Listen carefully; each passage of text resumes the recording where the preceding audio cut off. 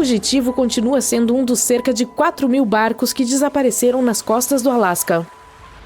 Se a lenda do século XVII não estiver mentindo, ele pode estar navegando em algum lugar com o holandês voador, que pertenceu à Companhia Holandesa das Índias Orientais. Seu capitão conseguiu fazer o impossível para a época e navegou da Holanda à Indonésia em apenas 3 meses. Diziam que ele estava voando sobre o mar, e algumas más línguas explicavam que havia feito um acordo com as forças do mal para conseguir esse feito.